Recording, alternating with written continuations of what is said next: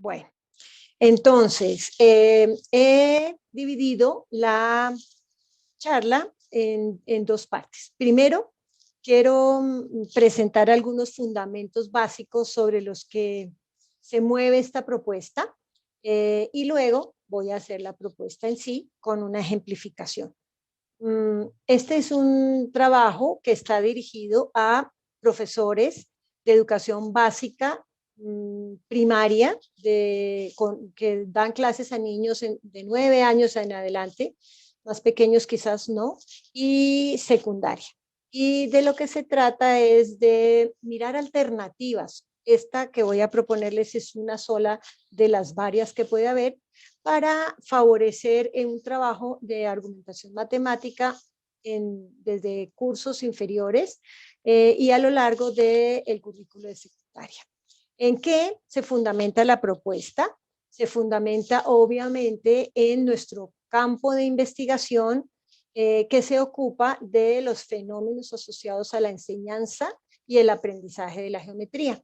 La didáctica de la geometría como una de las ramas del campo disciplinar de la educación matemática se ubica en sus orígenes por la década más o menos de los 80 y brinda a nosotros los profesores en formación en ejercicio muchas herramientas valiosas con las cuales optimizar nuestro trabajo en el aula, enriquecer la actividad matemática de niños, preadolescentes, adolescentes y jóvenes a partir de un trabajo que articula de manera compleja pero funcional aspectos del conocimiento geométrico del profesor, aspectos de la enseñanza, del aprendizaje y todo esto en el marco de un entorno, de entornos sociales y culturales en donde llevamos a cabo nuestra acción.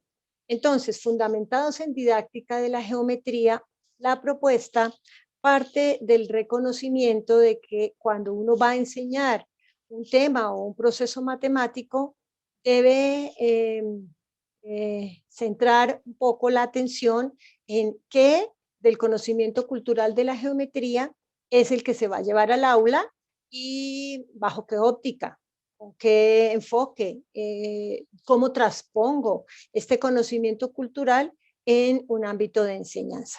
Y una de las complejidades que demanda la enseñanza y el aprendizaje de la geometría es que con mayor énfasis que otros áreas de las matemáticas, la geometría en la escuela trata de tres tipos de entes matemáticas, en realidad de dos tipos de entes matemáticos a los cuales aludimos con el mismo nombre, pero que no tienen la misma naturaleza.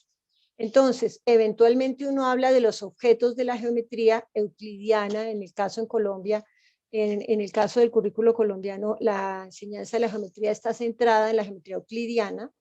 En el caso de la geometría euclidiana, cuando hablamos de un triángulo, un paralelogramo, un poliedro, un polígono, con ese término estamos refiriéndonos tanto a objetos concretos que tienen existencia material y que corresponden a formas tridimensionales o formas tridimensionales aplastadas, a las que solemos llamar formas bidimensionales, pero también con esa misma denominación nos estamos refiriendo a objetos conceptuales, es decir, a construcciones mentales que solamente tienen existencia en el pensamiento y que por tener existencia en el pensamiento rebasan las posibilidades de sus configuraciones más allá de la tercera dimensión para avanzar en la cuarta, quinta, etcétera, dimensiones e incluso tratar aspectos correspondientes a objetos de la segunda dimensión, de la primera dimensión y de la cero dimensión, como por ejemplo cuando nos referimos a los puntos.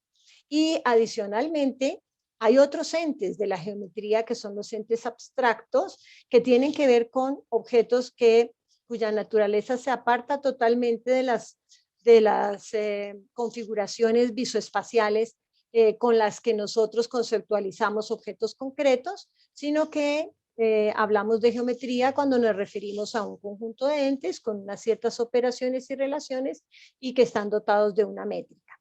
Estos entes abstractos se trabajan fundamentalmente a nivel universitario, pero en la escuela sí, permanentemente entramos en diálogo con objetos concretos y conceptuales.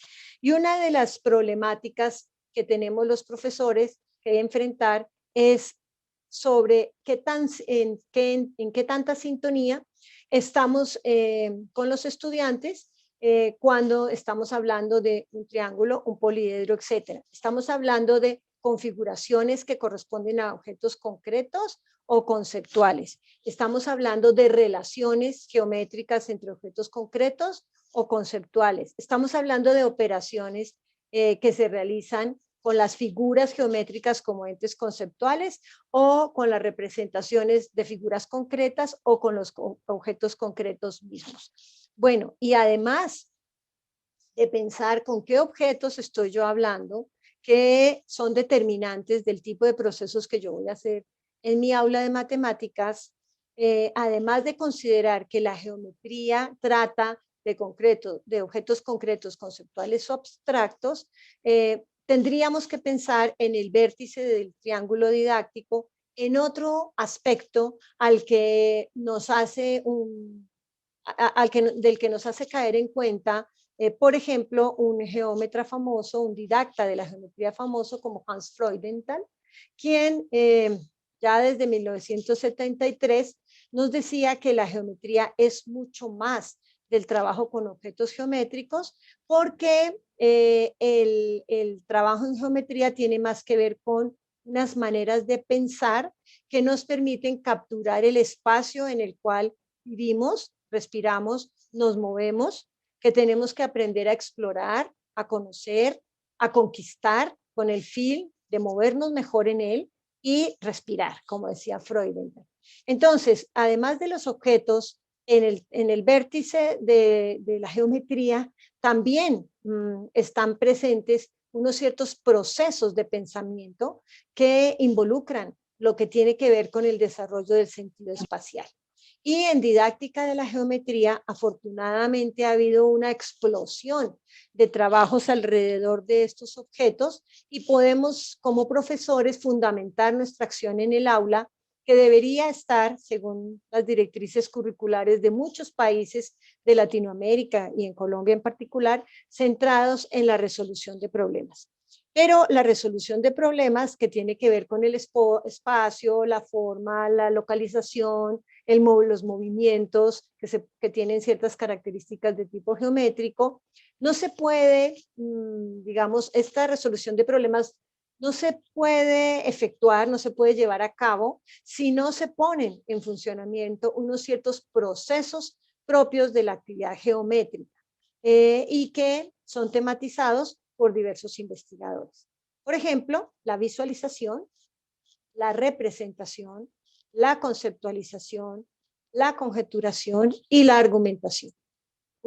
Dentro de estos procesos, pues hay un cúmulo de trabajo investigativo que nos muestra que primero no se desarrollan uno independiente del otro, que hay una confluencia entre ellos y que hay como un proceso de desarrollo articulado a al proceso de madurez de los estudiantes, en donde podemos ir transitando de formas intuitivas lo que se me hizo, de formas intuitivas de visualizar, de representar, de conjeturar, de argumentar o de conceptualizar, más próximas a las formas de pensar matemáticamente y se va transitando por estos procesos hacia unas formas de razonamiento, de construcción de conocimiento de carácter teórico que se aproximan más a las formas como se hace el trabajo geométrico propiamente dicho. Entonces, en el vértice de la didáctica de la geometría, nos vemos convocados a pensar sobre qué objetos voy a trabajar, qué tipos de objetos son con los que yo voy a trabajar y en qué procesos o cuáles son los procesos que fundamentalmente voy a reivindicar. En el trabajo de hoy me voy a referir con mucho énfasis, o mejor dicho, mi propuesta está centrada principalmente en el proceso de argumentar. sin desconocer que los otros procesos están presentes en este trabajo. Es una simbiosis, pero quiero hacer un énfasis en el proceso de argumentar, porque prácticamente que a la enseñanza de las matemáticas le han conferido la responsabilidad de enseñar a los niños a argumentar científicamente para participar en comunidades científicas o incluso para participar como ciudadanos responsables en una sociedad que tiene la capacidad de llegar a consensos vía la argumentación, el diálogo y el consenso, más que otros medios para dirimir los conflictos. Bien, en el triángulo de la didáctica de la geometría, el trabajo que voy a hacer se fundamenta también en qué entiendo yo por aprender geometría y qué entendemos por aprender geometría. Y debo decir unas pocas palabras para mencionar que el aprendizaje de la geometría está centrado en el desarrollo de dos grandes facultades de pensamiento, que son el sentido espacial y el razonamiento matemático, que se ponen en juego ambos cuando yo resuelvo o formulo incluso problemas que tienen que ver con las formas, las figuras bi y tridimensionales, la ubicación de estas figuras o de la ubicación de las figuras con relación a un sujeto que las observa, a un observador, y trayectorias o movimientos de objetos que pueden ser caracterizados con ciertos invariantes geométricos.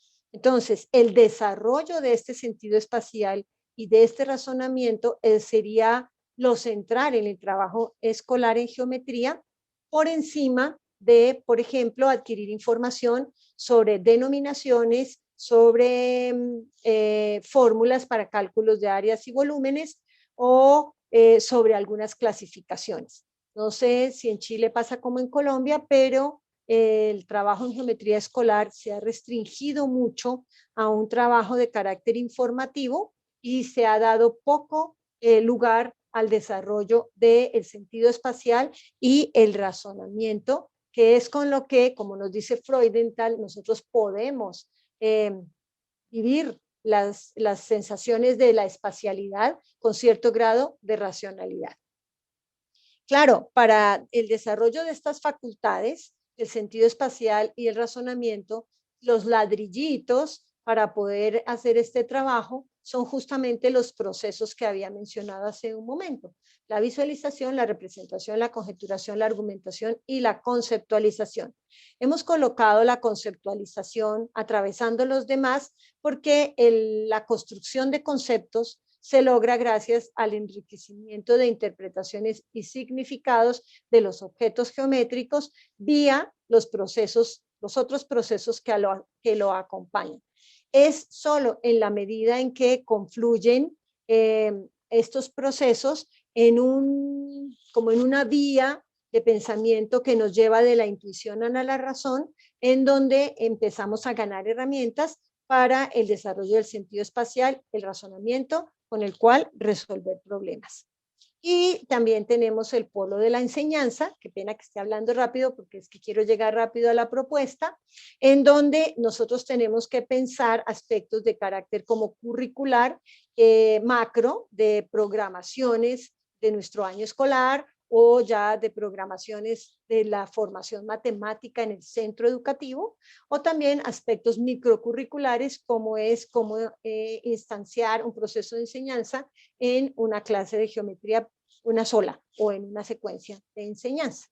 Bueno, con respecto al polo de la enseñanza, basta mencionar rápidamente que quien no estudie geometría a nivel escolar se está perdiendo de un trabajo muy importante que debería tener toda persona en lo que tiene que ver con las formas, la localización o posición, la trayectoria o el movimiento. Porque así como a la aritmética le corresponde desarrollar el sentido numérico que tiene que ver con la construcción del número, del conteo, de la numeración, a la geometría le corresponde el trabajo con las formas, la posición y el movimiento o el desarrollo de trayectorias. Y en el marco de las preocupaciones por la enseñanza, entonces tenemos que tratar de organizar nuestro currículo atendiendo a un cierto nivel de complejidad que acompañaría el trabajo escolar, considerando también la edad y la madurez de los escolares. Entonces, cuando nos apoyamos en la didáctica de la geometría, podemos empezar a pensar qué tipo de objetos son los que deberíamos trabajar en ciertos niveles escolares, qué representaciones, qué lenguaje y qué tipo de procesos de pensamiento. Y resaltado con un color más oscuro el trabajo más o menos en sexto, séptimo grado, que podría empezar un poquito desde quinto grado, para empezar a pensar que a nivel de estos cursos con estudiantes entre 10, 11, 12 años, podemos intentar empezar a trabajar procesos inductivo-conjeturales y, ¿por qué no?, inductivos y deductivos que nos permiten favorecer el aprendizaje de la argumentación y la construcción de argumentos. Y la propuesta que voy a hacer está centrada en un trabajo centrado en un trabajo que se realiza con instrumentos de trazo, no con instrumentos de medida, que son importantes porque contribuyen a identificar y discriminar las especificidades de las representaciones de los objetos, pero sí con instrumentos de trazo que son los que permiten estudiar las configuraciones sin el componente de la medida, para enfocarnos principalmente en unas relaciones geométricas que son con las que podemos interpretar los objetos geométricos, las figuras geométricas, para resolver problemas de todo tipo y particularmente para favorecer la argumentación. Bueno, ese es el marco fundamental de este trabajo que hemos venido haciendo en el grupo al que pertenezco, que se llama Aprendizaje y Enseñanza de la Geometría. En ese marco tenemos una propuesta para introducir la argumentación matemática a temprana edad. Entonces, además de ubicar el marco de las reflexiones en el componente mencionado anteriormente, pues debo tener una postura sobre qué entiendo por un argumento matemático. A temprana edad significa a nivel de quinto grado de primaria, incluso me atrevo a decir cuarto, quinto grado de primaria, sexto, séptimo, en donde a veces no se hace un trabajo decidido sobre la argumentación. Entonces, me posiciono, adopto una postura para entender qué entiendo por argumentación. Por argumentación entiendo como un proceso en el que es posible adelantar la producción de argumentos, ¿sí? Y entonces debo decir que es un argumento. Entonces, en nuestro grupo consideramos que un argumento es una expresión discursiva, o sea, estamos en el ámbito de lo comunicativo, que puede ser escrita u oral, que se regula por unas ciertas normas que se comparten en la comunidad de discurso, que expone una postura, ¿sí?, o una proposición, bien sea una proposición o una postura frente a algo, y las razones o justificaciones que la sustentan, bien sea que sustentan el acuerdo con la postura o el valor de verdad de la proposición. Entonces, de acuerdo a esta manera de ver lo que es un argumento, nos referimos al menos a tres elementos. Debe haber una postura o una proposición que, siguiendo un esquema que nos propone un investigador que ha sido últimamente muy utilizado en la teoría de la argumentación, Stephen Toulmin nos brinda. Entonces, la postura o la proposición es una aserción y las justificaciones de la aserción son de dos tipos. Bien sea los datos, que son hechos empíricos que nos ayudan a soportar la aserción, a sustentarla, a justificarla, o las garantías, que son enunciados de carácter general que están en el bagaje del conocimiento que tenemos en el grupo social en donde estamos produciendo el argumento, y que si los datos son insuficientes para darle soporte a la aserción, establecen un puente legitimando el paso de los datos a la aserción. Bien, esto es un argumento en general. Está compuesto entonces por una estructura ternaria que tiene unos datos y una aserción que son de carácter que se refieren a instancias particulares, ¿sí? A datos a configuraciones específicas, y una garantía que se refiere a hechos, postulados, teoremas, definiciones que son de carácter general. Entonces, cuando una persona dice que ha construido un argumento, desde nuestro punto de vista deberíamos poder identificar cuál fue la aserción que postuló, que dijo, que propuso, y cuáles son los datos o garantías que la justifican. Eventualmente un argumento podría constar de datos y aserción si la comunidad queda satisfecha con ese sustento. Pero en el fondo, así nos expresen, probablemente habrá una garantía que es la que legitima el paso de los datos a la aserción. Bueno, cuando digo introducción temprana a la argumentación en geometría, me refiero a que deberíamos promover desde edades muy tempranas un trabajo en que dé el paso de la argumentación informal a la argumentación matemática. ¿Qué llamo la argumentación informal?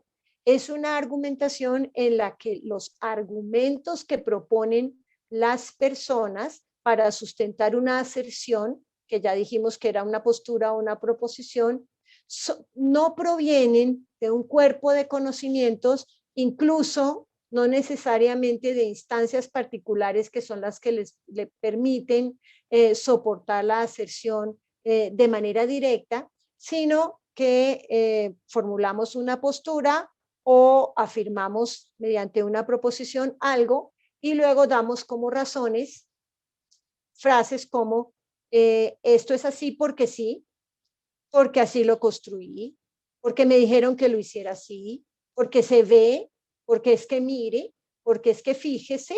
Y entonces estos son razones que son muy utilizadas en el ámbito escolar por los niños y a veces por los adolescentes para justificar sus afirmaciones. Es decir, explícame por qué tú dices que estos dos segmentos son congruentes o por qué afirmas que este segmento es perpendicular a esta recta. Y los niños suelen decir, no, mire, es que ahí se ve. Es que fíjese que a mí me dijeron que así era, porque me dijeron que lo pintara así, porque mi compañero lo hizo, cosas de ese estilo, ¿no? Y entonces, ese tipo de argumentación informal, pues no es argumentación matemática y debería ser el punto de partida el que nosotros deberíamos reconocer que es el que realizan muchos niños, incluso adolescentes, para avanzar hacia la argumentación matemática. ¿Y qué estoy llamando por argumentación matemática? Y particularmente para esta propuesta que voy a hacer. O bien sea una argumentación matemática de tipo inductivo o una argumentación matemática de tipo deductivo. Ambas son argumentaciones desde nuestro punto de vista matemáticas, que tienen dos matices diferenciadores o varios matices diferenciadores. En una argumentación matemática inductiva, la persona que está argumentando generalmente realiza algún tipo de exploración, de experimentación con un conjunto de elementos, con un número de elementos de un conjunto que tienen una propiedad P, y se da cuenta que ese conjunto de elementos que pertenecen a otro conjunto tienen una propiedad P, y entonces se anima a hacer una afirmación o a postular como posible que un elemento de ese conjunto que no fue examinado también cumple la propiedad P. Es decir, que si yo veo que esto pasa en este elemento, en este elemento, en este otro elemento y en este otro elemento, yo digo, sin examinar este elemento, afirmo que aquí también va a pasar, que esta también va a ser, que este elemento también va a tener esta propiedad. Entonces, los hechos empíricos que se constituyen en los datos del argumento son aquellos resultados de exploraciones empíricas con información matemática específica que permiten afirmar que este elemento, este y este, tienen la propiedad P.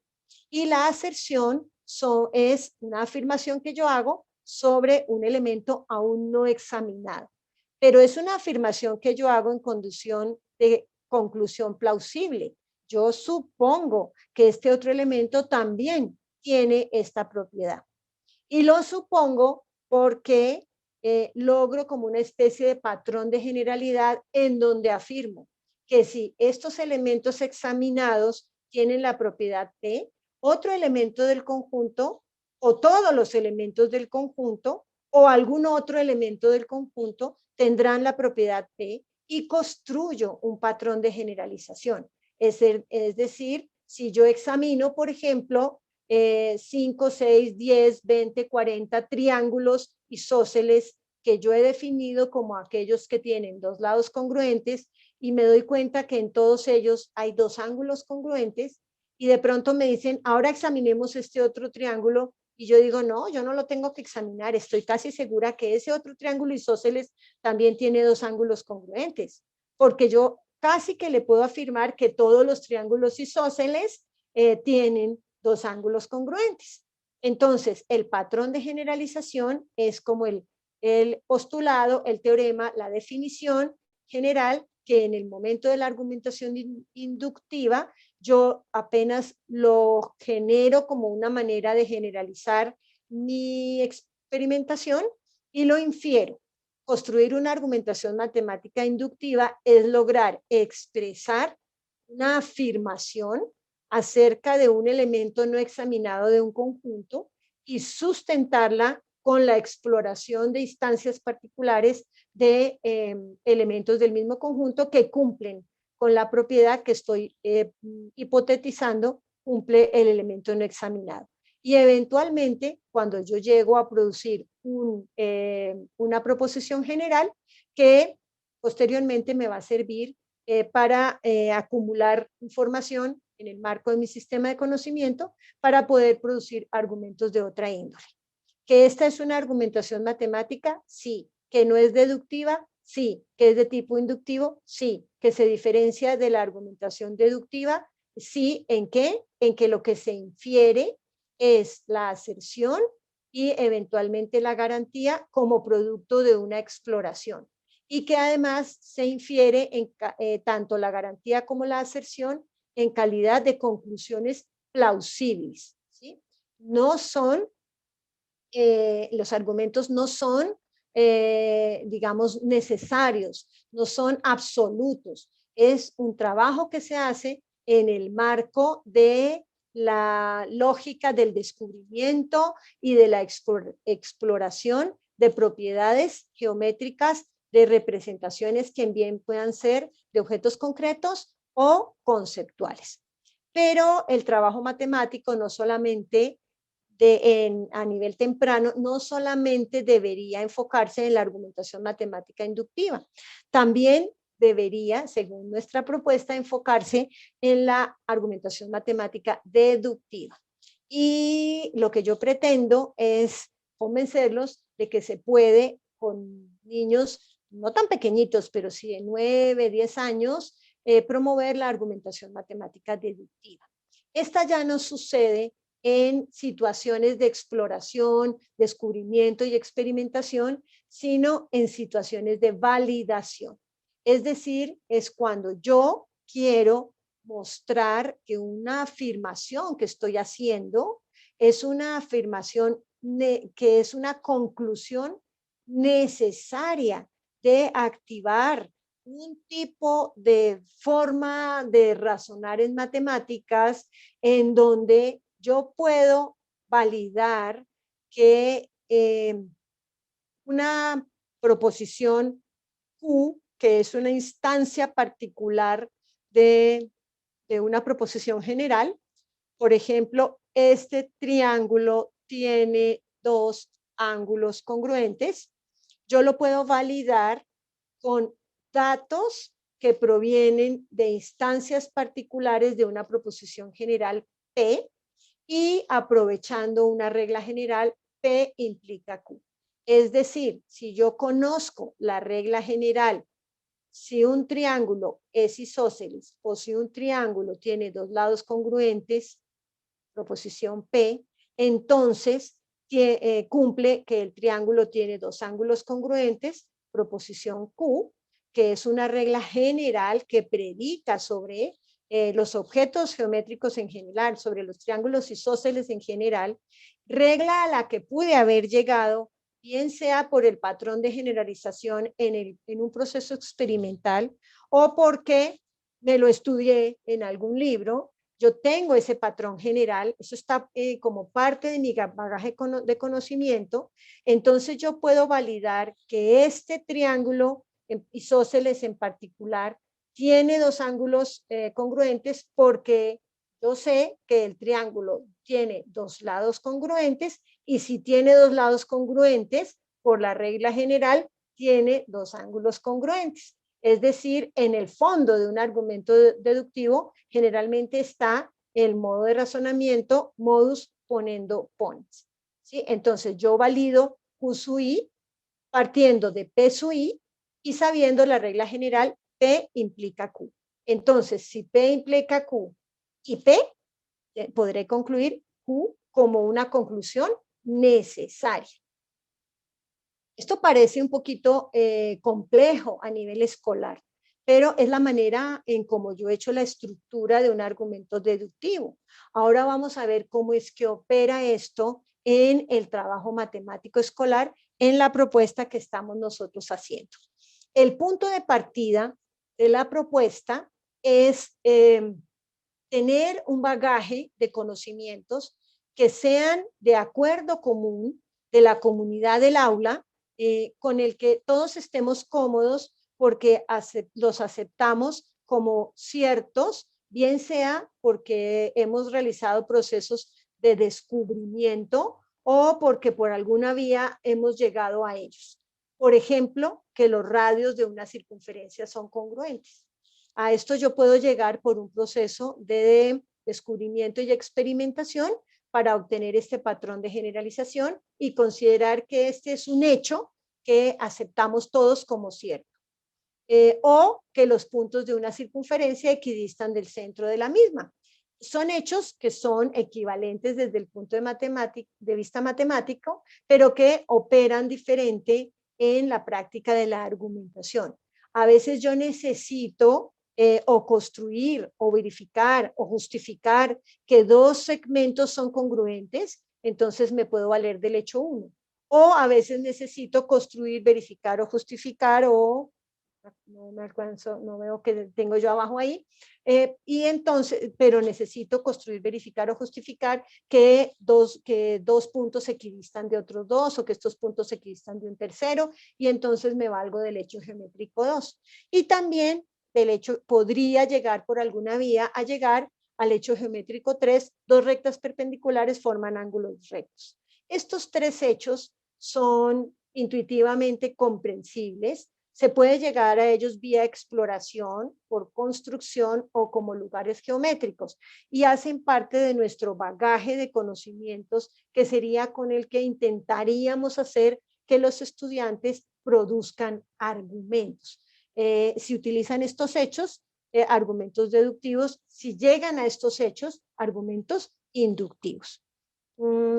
A partir de estos hechos, entonces proponemos que el trabajo en geometría sea un trabajo secuencial, que el trabajo en la escuela no sea por temas.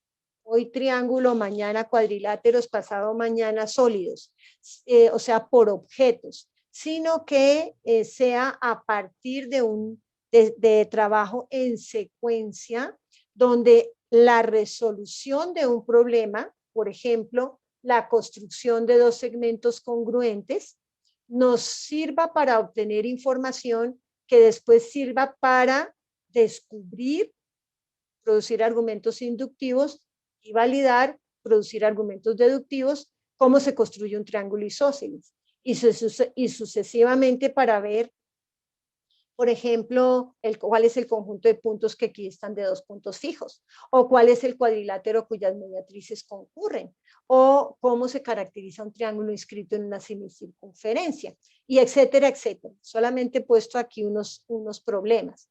Estos problemas, como ustedes ven, están en el marco de un trabajo de construcción geométrica con instrumentos de trazo.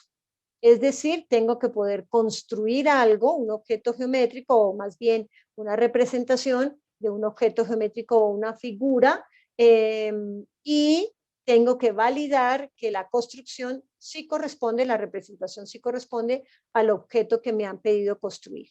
Está en el contexto de la construcción geométrica, que es muy rica desde el punto de vista de la construcción de significado, pero yo entiendo que es una propuesta de alguna manera que limita el trabajo y no se enfoca en contextos extramatemáticos, a los que después se puede avanzar si se quiere. Bueno, ¿en qué consiste entonces la propuesta? ¿Cómo es que proponemos que los niños se acerquen a la argumentación matemática temprana? Este es uno de los posibles problemas. Vamos a construir un segmento congruente a un segmento dado. Tú tienes que hacer la construcción y justificar que este segmento es congruente a este otro, ¿sí? Este trabajo se puede hacer en entornos de geometría dinámica, como Cabri Geometry, como Sketchpad, como GeoGebra, como cualquier software de geometría dinámica, o en papel blanco, con herramientas de trazo, es decir, un compás, una regla no graduada, ¿sí? Un transportador eventualmente no graduado, una escuadra, de tal suerte que los estudiantes saquen a relucir las herramientas del geómetra, que en última son el trazo de líneas rectas, de circunferencias, de arcos de circunferencia o de rectas perpendiculares o paralelas. Si se trabaja en un entorno de geometría dinámica, pues aquí dentro de las opciones del programa están las mismas herramientas del geómetra. Bien, ¿cómo se espera que se haga un trabajo en donde los niños tengan que construir dos segmentos congruentes a un segmento dado? Primero, permanentemente hay que fomentar que los estudiantes generen propuestas. ¿Cómo podríamos hacer esa construcción? Por la vía que sea, ¿sí? Bien sea por copia y pegue, bien sea por calque, bien sea por mida, ¿sí? Pero poco a poco tenemos que ir descartando el uso de la ostensión, de mostrar para tratar de avanzar hacia el trabajo con las herramientas de trazo que desestimen el recurso a la ostensión y promuevan el trabajo con propiedades geométricas. ¿Cómo hago para garantizar que estos dos segmentos son congruentes sin medirlos? Porque dos objetos, yo puedo afirmar que sean congruentes y no tengo que saber cuánto mide. Además, es importantísimo que utilicemos terminología geométrica desde muy temprano, porque eso ayuda a entender de qué estamos hablando, y que sea casi que de obligatorio cumplimiento que los niños expresen qué es lo que han inferido, cuál es la conclusión a la que han llegado y cuál es la justificación de esa conclusión, porque de lo contrario no van a poder llegar a expresar discursivamente un argumento. Bueno, y veamos un ejemplo. Le pusimos a unos estudiantes a construir un segmento congruente al segmento dado. ¿Por qué creen que María hizo esta construcción? María es una niña de quinto de primaria de una escuela en Bogotá. Al pedirle que investigara y explorara, ¿sí? ¿Cómo hacer para construir un segmento congruente al segmento dado AB? María hizo esta configuración. ¿Por qué creen que la hizo? No porque María es un genio y que sobrepasó el calco o la medida, sino porque habíamos trabajado con ella hechos geométricos. Habíamos construido circunferencias, habíamos con palitos, con punticos, con un segmento que giraba y habíamos llegado a la conclusión de que los radios de una circunferencia eran congruentes. Obviamente ella asoció este trabajo previo y pues se le ocurrió el camino más fácil, ¿no? Pues yo, bueno, no sé si más fácil, el camino geométrico, digamos, más seguro. Y construyó una circunferencia y dos radios, ¿sí? Y cuando les dijimos, justifica por qué el segmento AB es congruente con el segmento AC, María dijo, los segmentos AB y AC son congruentes porque son radios de la misma circunferencia. Bien, en esto que dijo María, ¿hay un argumento? ¿Qué tipo de argumento hay? Entonces podemos analizar un poquito la proposición de María. María dijo que los segmentos A, B y AC son congruentes. Formuló una aserción, formuló una proposición en calidad de que afirmo que son congruentes. Por el conocimiento que tenía María antes, ella dijo que los segmentos AB y AC eran radios de una circunferencia. Y como sabía que los radios de una circunferencia eran congruentes, ella podía afirmar que los segmentos AB y AC eran congruentes. ¿Qué está haciendo María en últimas? Un argumento deductivo. ¿Qué es una instancia de P? Segmentos AB y AC son radios de una circunferencia. ¿Qué es una instancia de Q? Segmentos AB y AC son congruentes. ¿Cuál es la preposición P implica Q? Si dos segmentos son radios de una circunferencia, entonces son congruentes. Y María ha construido un argumento deductivo. María no lo dijo espontáneamente. A María tuvimos que decirle, vas a justificar, vas a afirmar qué fue lo que construiste y vas a justificar lo que construiste. Si construye un segmento congruente a un segmento dado, ya lo construí. ¿Qué dices? ¿Qué puedes decir de los segmentos A, B y AC? Que son congruentes. ¿Y por qué lo puedes decir? Justifícalo. Entonces, al hacer la justificación, María ha hecho un argumento de tipo deductivo, que lo pudo hacer porque ya había en un trabajo anterior llegado a la conclusión de que los radios de una circunferencia eran congruentes. Pero ¿cómo se llega a estas proposiciones que sirven de garantía para poder formular argumentos deductivos? Entonces viene mi otro ejemplo. Me voy a saltar aquí algunas cositas para que me alcance el tiempo.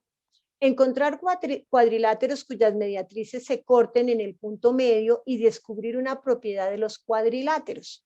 Este fue un trabajo que pusimos a estudiantes de un pueblito de Cundinamarca, como a 2 horas de Bogotá, que están en 7º grado y que los invitamos a participar de un trabajo en geometría con los elementos que les acabo de comentar. Y sucedió este diálogo. Una niña, Alejandra, construyó inicialmente un rombo.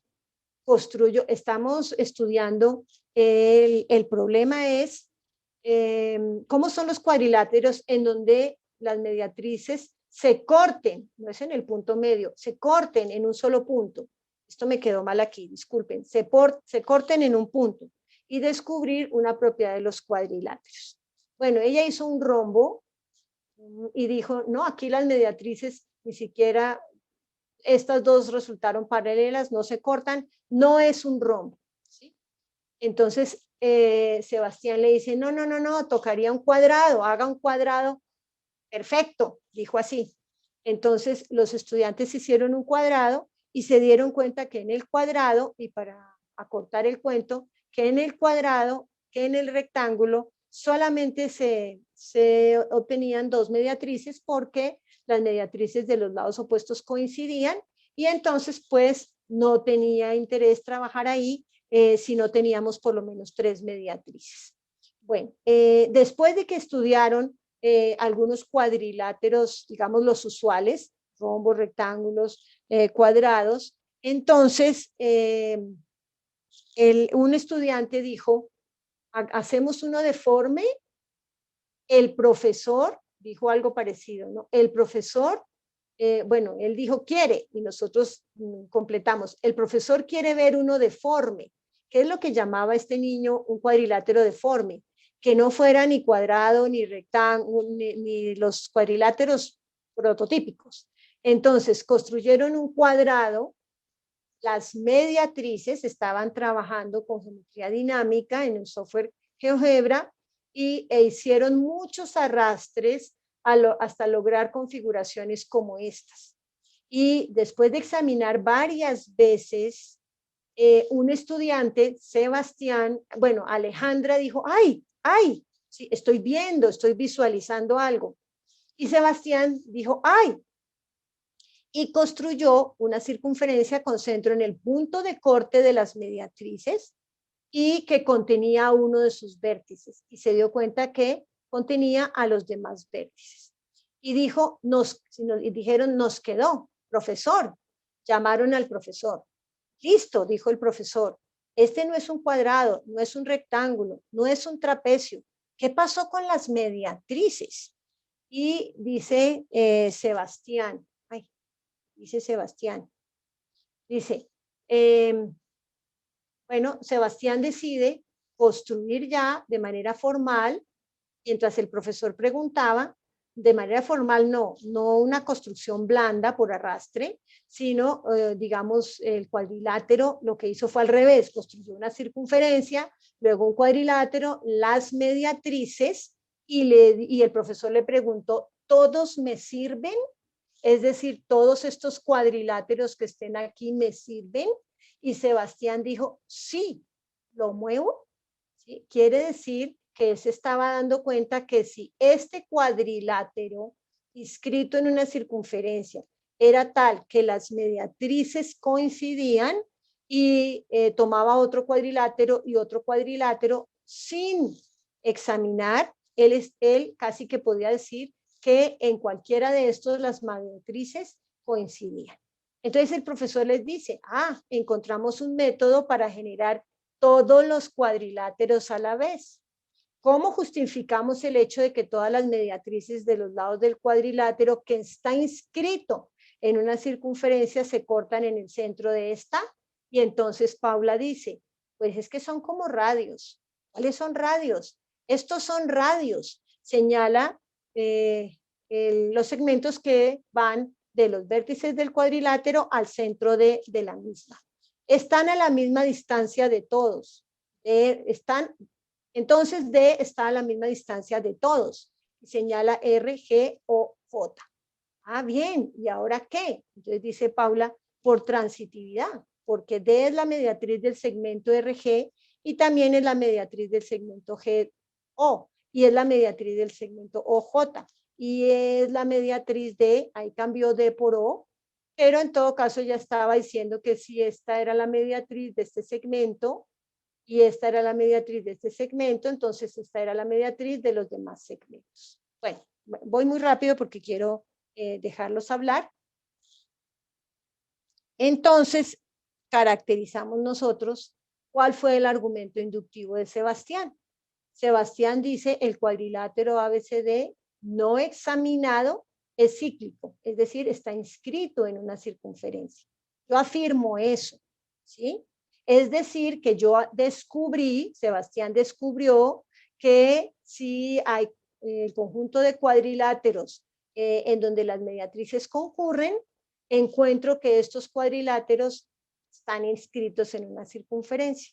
En particular, uno que yo no he examinado, casi que le puedo asegurar que está inscrito en una circunferencia. ¿Cuál fue la garantía que Sebastián encontró como patrón de generalización? Si las mediatrices de un cuadrilátero concurren, entonces el cuadrilátero es cíclico. Y Paula hizo dos argumentos deductivos. Solamente voy a mostrar uno. Por un lado, afirmó que estas distancias eran iguales, las distancias de los vértices del cuadrilátero al centro de la circunferencia circunscrita, ¿sí? Y afirmó que como el cuadrilátero era cíclico, esas distancias eran iguales. ¿Y por qué lo aseguró? porque si el cuadrilátero está inscrito en una circunferencia, los puntos de la circunferencia son equidistantes del centro. ¿Cómo hizo para garantizar su aserción a partir de esta garantía? Por el hecho geométrico 1, que era el que habíamos trabajado en la secuencia de enseñanza al comenzar el trabajo con estos estudiantes de grado séptimo. Bueno, creo que me pasé de tiempo. Esa es la propuesta. La propuesta tiene entonces los siguientes ingredientes. Un trabajo en secuencia en donde los estudiantes intentan construir algún objeto geométrico e intentan justificar por qué dicen que la representación es la construida. Ese trabajo se debería hacer con materiales de trazo, en un ambiente en donde puedan explorar, borrar, volver a pintar, o con geometría dinámica o con papel de calco. Y después de que han llegado al patrón de generalización, ese patrón de generalización se puede utilizar como garantía para construir argumentos deductivos que validen afirmaciones como que son instancias particulares de proposiciones Q, para poder utilizar proposiciones P implica Q, utilizando como datos las instancias particulares de P. Es una vía, es la única vía. Nosotros hemos tenido éxito con el trabajo con los niños. Ellos empiezan a manejar el lenguaje, empiezan a ver que la geometría es mucho más que aprenderse unas denominaciones y sienten que es un desafío intelectual.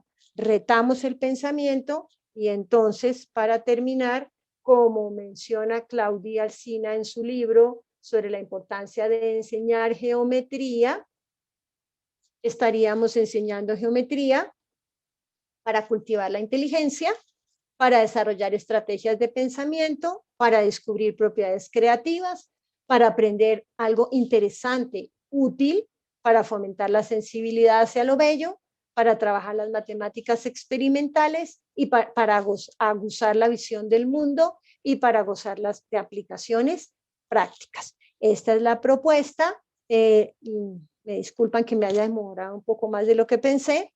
Mil gracias y los invito a consultar la página del sitio del Grupo Aprendizaje y Enseñanza de la Geometría, que está ahí indicada, y que por vía correo electrónico pues se comuniquen conmigo si tienen alguna inquietud. Yo con mucho gusto contesto.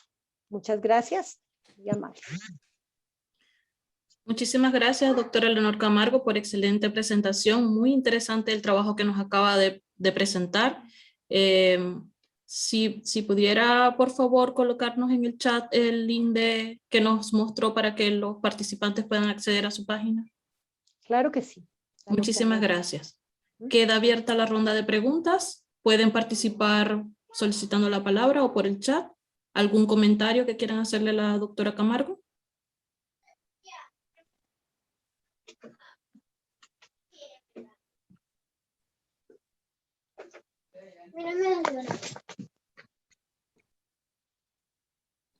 Tienen el link de la página que le comentó la profesora por si están interesados en revisar el trabajo del cual les estaba hablando. ¿Algún comentario? No me digan que los aburrí, que no tienen nada que decir. Alguien diga algo, por favor. No me hagan llorar. No, profesora. Yo, para romper un poco el hielo, yo creo que siempre como que hay cierto nerviosismo en participar, entonces como para ir rompiendo el hielo. Profesora, dos preguntas súper concretas. La primera es, ¿por qué es importante promover, en su opinión, la argumentación en el aula con los estudiantes? Y la segunda es que los análisis que nos presentaba el día de hoy no parecen sencillos de lograr cuando uno está metido en la dinámica como profesor, en el rol de profesores. Estamos metidos en una dinámica ahí dentro del aula con 25, 30, 40 estudiantes, ¿no? Y claro, el analizar tan detalladamente o tan finamente los argumentos que van proponiendo los niños es complicado de lograr con esta dinámica, ¿no? Entonces,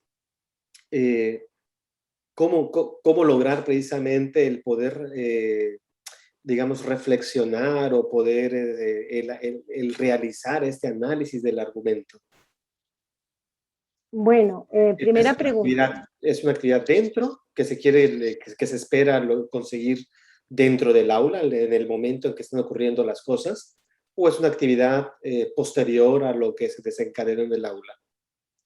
Sí, ya contesto. Entonces, para responder a la primera pregunta, ¿por qué nosotros consideramos tan importante el proceso de argumentación matemática? Bueno, primero, porque la argumentación está en el corazón del trabajo matemático. Una de las características centrales que diferencian el trabajo matemático de otros, en otros dominios, es que en matemáticas hay un fuerte interés por justificar y validar aquello que afirmamos. Las matemáticas tienen dentro de su naturaleza ese principio. No es un trabajo de tipo especulativo o netamente experimental, sino que tiene esa doble lógica, la lógica del descubrimiento y la lógica de la justificación. Entonces, si pensamos solamente en la formación matemática, dejaríamos muy cojos a los niños en el trabajo si no apoyamos la argumentación y solamente nos dedicamos al trabajo inductivo. Estaríamos casi que enseñando ciencias naturales y no matemáticas mismas. Pero mirando más allá de las matemáticas mismas, como lo dije al comenzar la charla, a nosotros los profesores de matemáticas nos han como responsabilizado de enseñar a argumentar. Y en las pruebas externas, las pruebas con las que se mide la calidad de la educación, el proceso de argumentación es central. Se le pregunta a los estudiantes por la argumentación, no solamente en matemáticas, en todas las asignaturas. Y bueno, y es nuestra responsabilidad ayudarlos a argumentar. Pero además, junto con los procesos de visualización, representación, conjeturación, conceptualización, son los ladrillitos del desarrollo del sentido espacial. Si no aprendemos a argumentar, difícilmente vamos a promover un razonamiento geométrico en la vida de la construcción del sentido espacial, como lo señalé en los fundamentos. De pronto hablé muy rápido de esa parte. Ahora, que al interior de la clase pretendamos analizar cómo fue el argumento inductivo o deductivo de los niños, no, ni que ellos construyan los esquemas ni las estructuras. Este es un medio didáctico que yo estoy utilizando para llamar la atención de nosotros los profesores sobre esta parte tan importante de pedir a los estudiantes que justifiquen. Y nosotros sí ser muy conscientes que hay momentos en que los niños justifican a partir de un descubrimiento, de una argumentación inductiva, y llegan a patrones de generalización.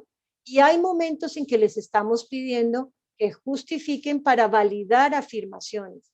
Y que en ese marco estamos en la deducción. Estamos haciendo argumentos deductivos. No es responsabilidad de los niños distinguirlos, es responsabilidad nuestra estudiar qué es un argumento deductivo, qué es un argumento inductivo, cómo lo promuevo, cuándo estoy proponiendo inducciones, cuándo estoy proponiendo deducciones. Por eso es tan importante un trabajo de tareas de profesionales para profesores que nos ayuden a nosotros como profesores saber cómo hacer para promover ambientes de descubrimiento y formulación de argumentos inductivos, validación y formulación de argumentos deductivos. Por aquí veo alguna pregunta. Sí, la profesora Margot tenía levantada la mano también, pero no sé qué se me hizo. Profesora Margot, ¿tiene la palabra? ¿Está en la sala? Buenas tardes, ¿me escuchan? Sí. Hola, Margot. Bueno, buenas tardes, profe Leonor. Pues yo soy egresada de la universidad donde la profe Leonor es profesora. No tuve el honor de que ella fuera docente mía. Otros profes sí lo fueron, como el profe Oscar. Y mi pregunta es, profe, Para nosotros los docentes de matemáticas que tenemos, digamos, aquí en Colombia, la educación en secundaria es ya un poco, digamos, bueno, es complicado, digamos, empezar ese proceso de argumentación, porque desde mi punto de vista considero que desde primaria también debe empezarse ese proceso. Aquí en Colombia, pues los licenciados los profes que dictan en primaria, pues no tienen, digamos, esa formación tan profunda en geometría.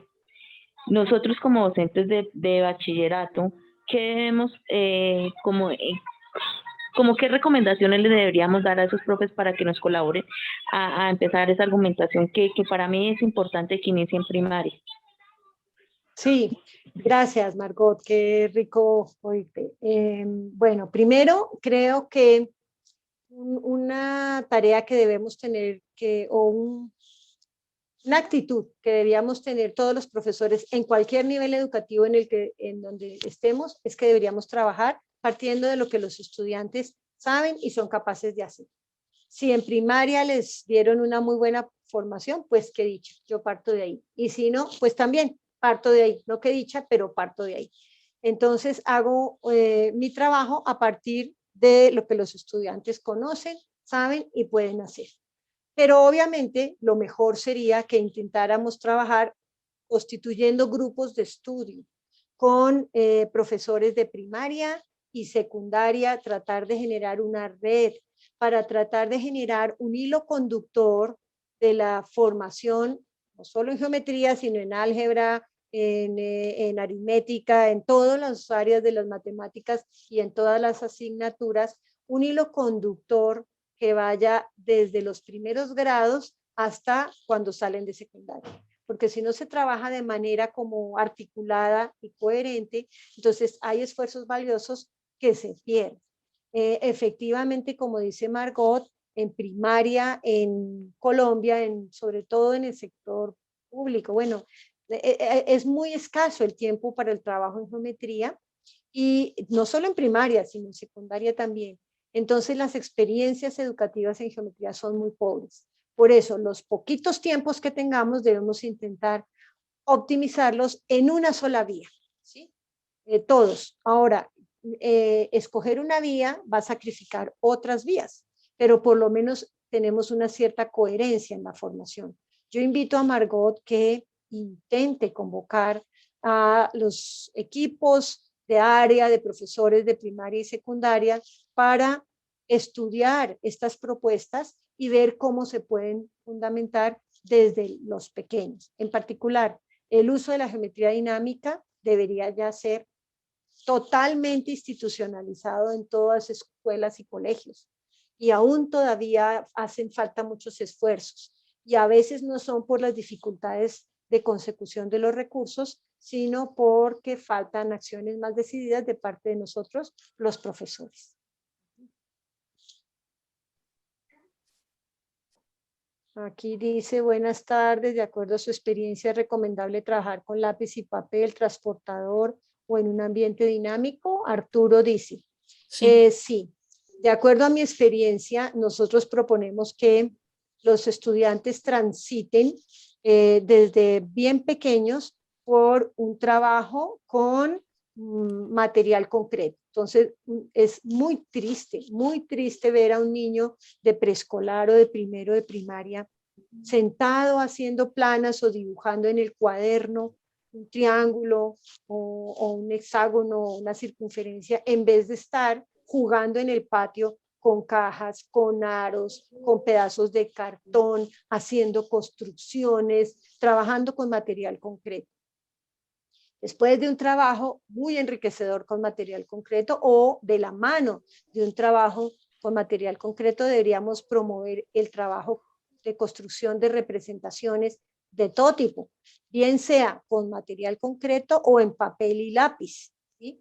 En papel y lápiz nos toca valernos entonces de la cuadrícula del cuaderno o de instrumentos de medida, ¿sí? Entonces a nivel de tercero, cuarto de primaria, enseñamos a los niños a construir un cierto triángulo con unas ciertas medidas, un paralelogramo con unas ciertas medidas, de tal suerte que los niños van ganando una cierta experticia y de pronto dicen, Si yo les digo, a ver, construyamos un triángulo que mida 3 unidades por este lado, 8 unidades por este lado y 2 por este otro lado, y los niños intenten hacerlo y no lo logren, ya empieza una cierta intuición del teorema de la desigualdad triangular, ¿sí? El trabajo con material, con instrumentos de medida es importante, porque se empieza a prestar atención a la especificidad de lo que es la congruencia, la equidistancia, la colinealidad.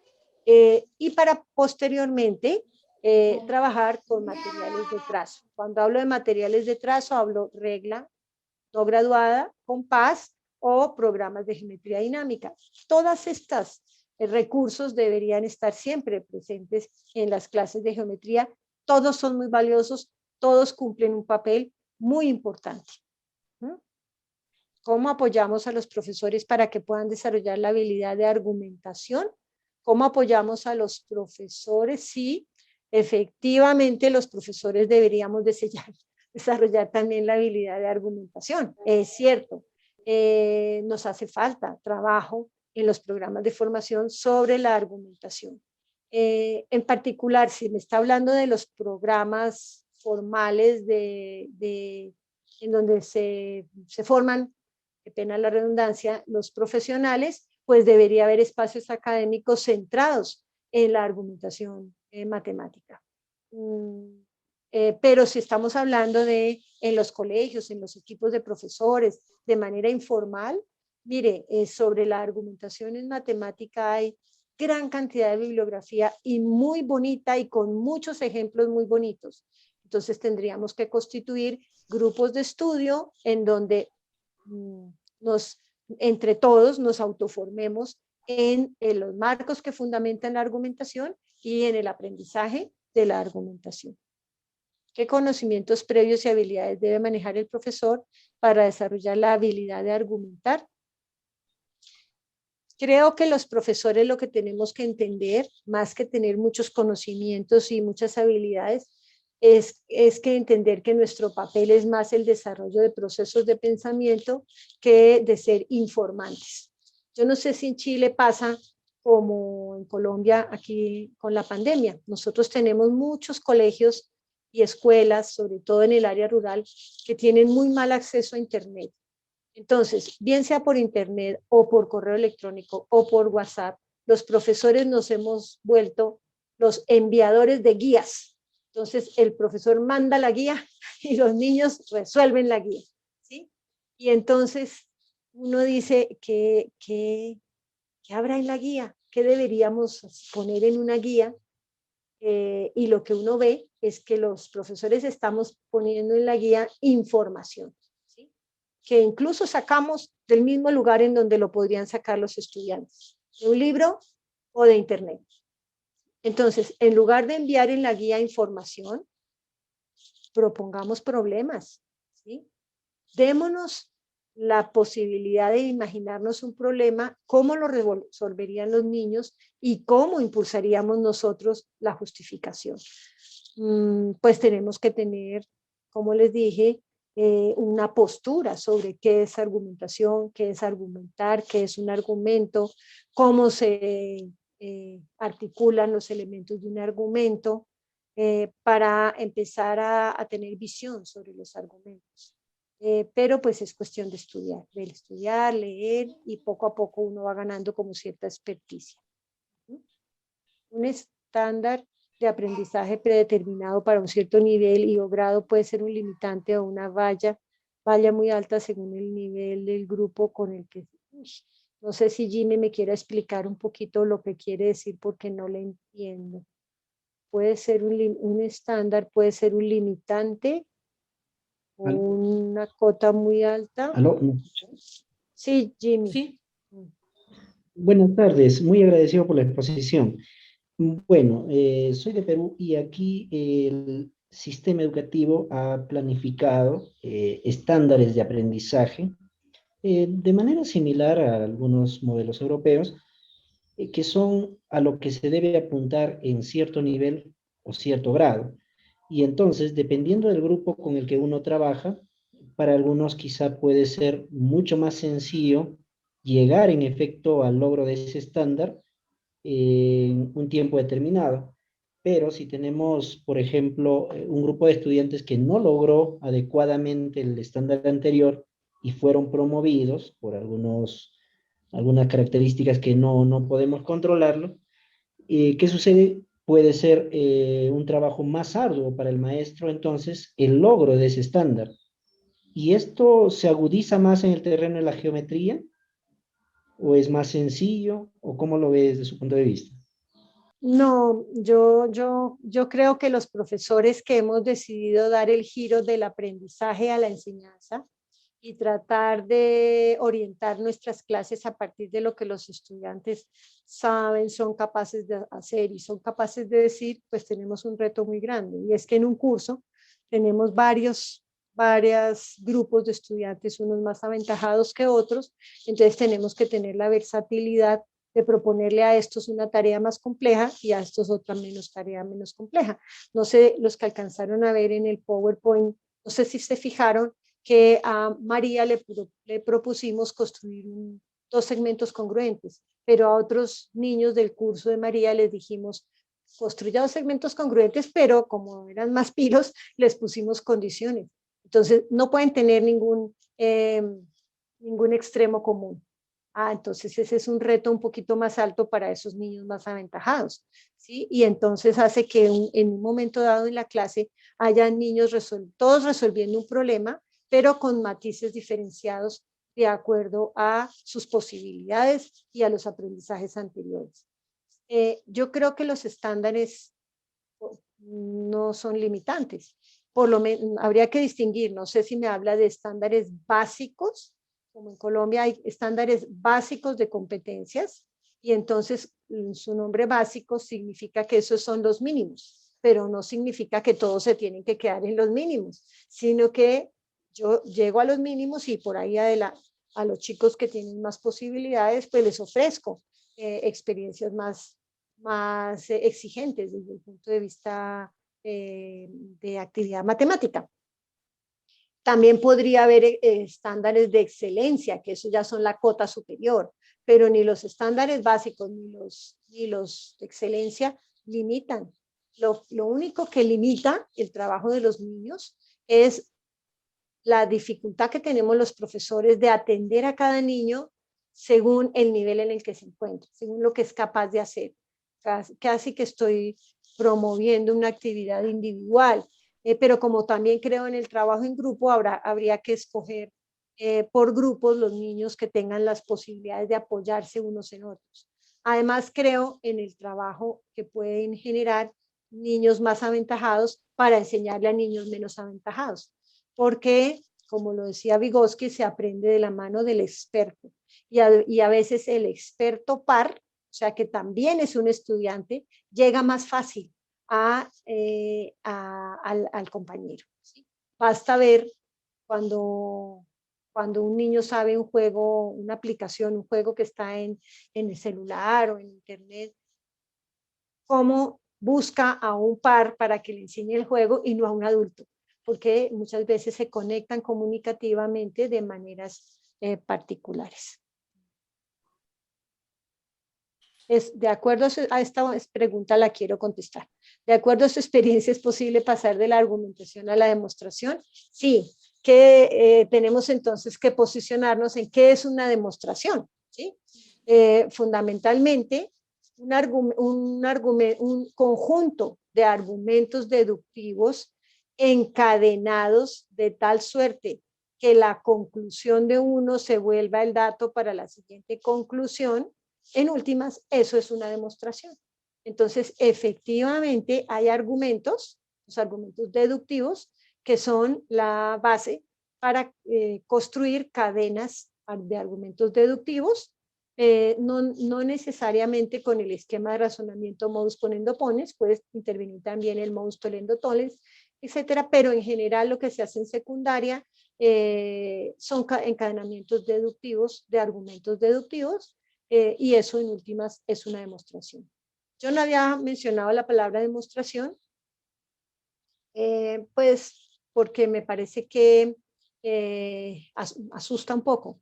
Pero en última, si yo estoy enseñando a los niños a construir argumentos deductivos desde cuarto, quinto de primaria, les estoy enseñando a demostrar matemáticas, que eso sí que está más en el corazón de la actividad matemática misma.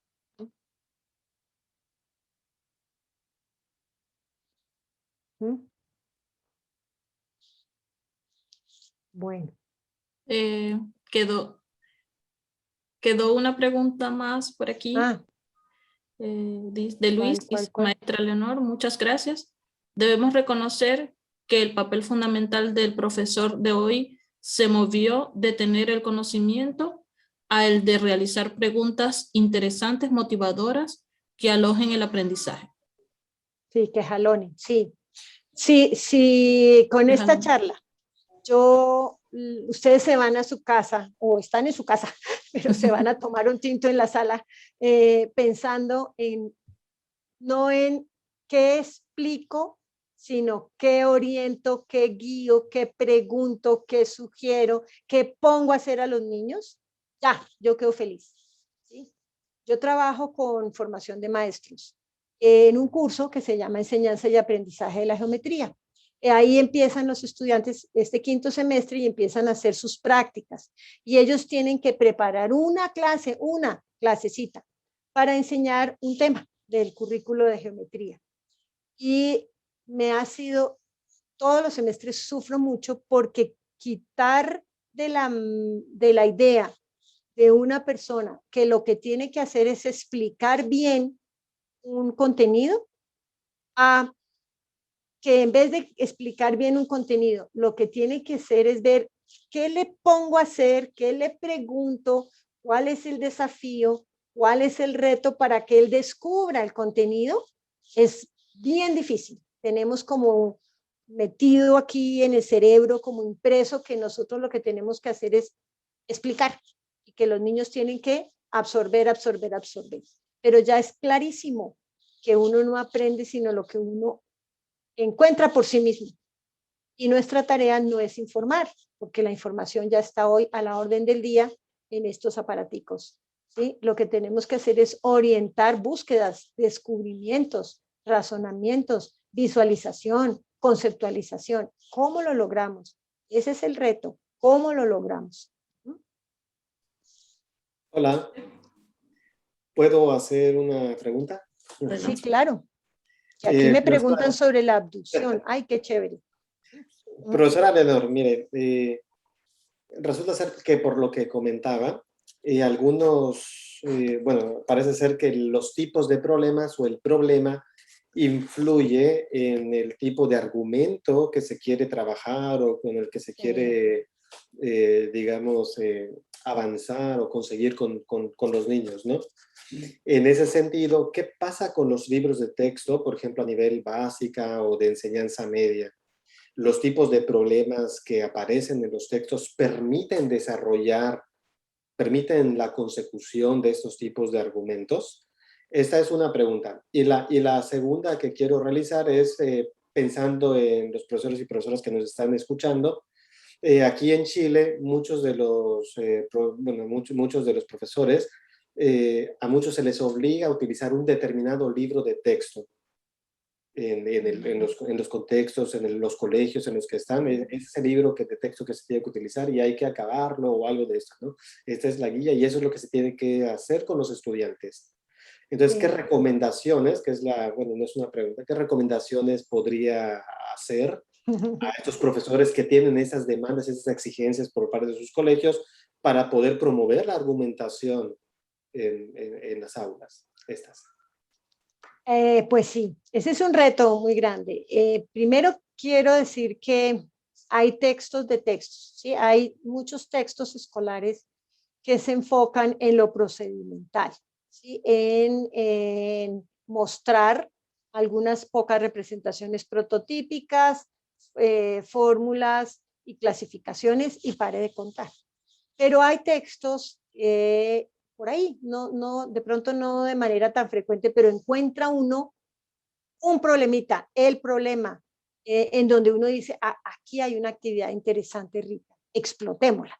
¿Sí? Entonces, uno lo que tiene que volverse es un detective de los textos para investigar, para buscar a ver cuáles son los problemas o las situaciones que están en el texto que favorecen la argumentación. Ahora, pues no los encontré, pero yo sí los puedo adaptar, ¿sí?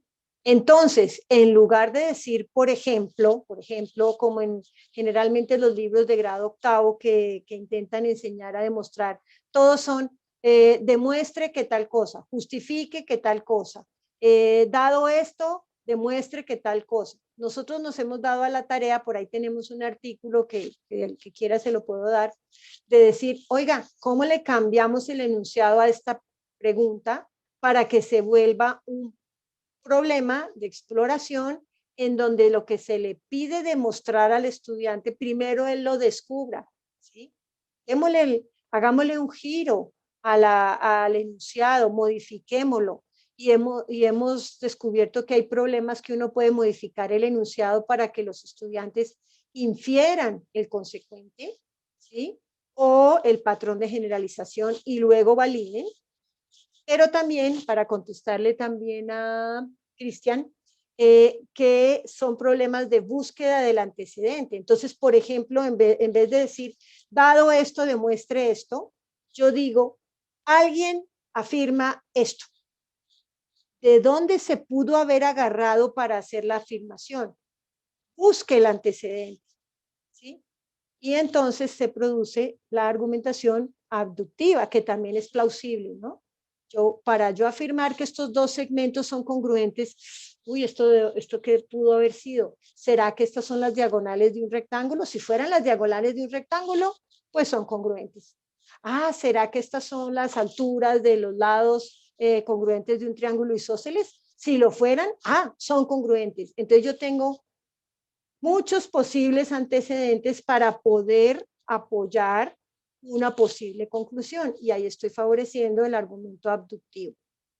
¿Cuál es entonces el reto?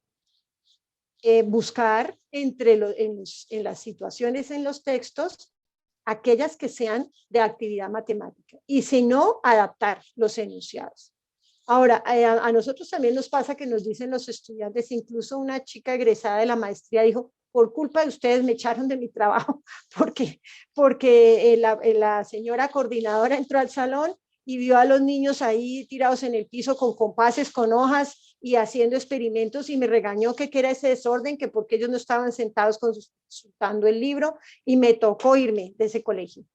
Pero bueno, pues esas son las vicisitudes en las que nosotros tenemos que trabajar, y es también nuestra responsabilidad formar a nuestros coordinadores y a nuestros jefes inmediatos y a nuestro equipo de trabajo. Hay un muchacho que está haciendo un trabajo de grado ahora aquí en la maestría, y que es cómo transformo los enunciados del libro de texto que me obligan en mi institución a seguir para enriquecer la actividad matemática de mis alumnos. Entonces, debe seguir el libro de texto, lo va a seguir, pero va a seleccionar unas de las, no de las 500 tareas iguales, va a seleccionar 2 o 3, y en esas se va a enfocar, y nadie le puede decir que no esté siguiendo el libro de texto. Pero pues toca trabajar de manera más pausada, porque este trabajo implica mucho más tiempo para explorar, tiempo para comunicar, tiempo para expresarse, tiempo para proponer argumentos, tiempo para validarlos, y pues no podemos ir tan rápido como cuando se trata de informar, mecanizar. Esos no son desafíos intelectuales, y por eso yo creo que a ustedes les pasa como a nosotros, que de 100 niños, 98 dicen, yo voy a estudiar algo en la universidad que no tenga nada que ver con las matemáticas, porque eso es aburrido, harto, y yo no entendí nunca nada. Eso tenemos que romper ese círculo. Yo no sé si allá les pasa, aquí pasa eso o no, Margot. Muchas gracias. Bueno, no veo más intervenciones. No, yo tampoco. Sí. Bueno, muchísimas gracias, doctora Leonor Camargo, por estar el día de hoy con nosotros y compartir su trabajo, que está muy interesante. Les dejé en el chat a los profesores por si están interesados en contactarla o revisar la página que nos mostró al principio de la sesión. Agradecerles a todos por asistir el día de hoy. En nombre del Departamento de Ciencias Exactas y de los posgrados de Educación Matemática de la Universidad de Los Lagos, le agradecemos la excelente conferencia que nos acaba de impartir. La verdad que nos deja mucha reflexión para considerar en nuestra práctica docente, y la verdad que fue un honor tenerla aquí, compartir con nosotros el día de hoy. Muchas gracias a todos. Muchas gracias a ustedes por acompañarme y bueno, y estoy a la orden por si se les ofrece lo que quieran. Con mucho gusto, desde que yo pueda colaborar, les contesto. Los invitamos a continuar mañana con nuestra jornada de los talleres en la segunda sesión. Que tengan una feliz tarde. Muchísimas gracias, profesora Leonor.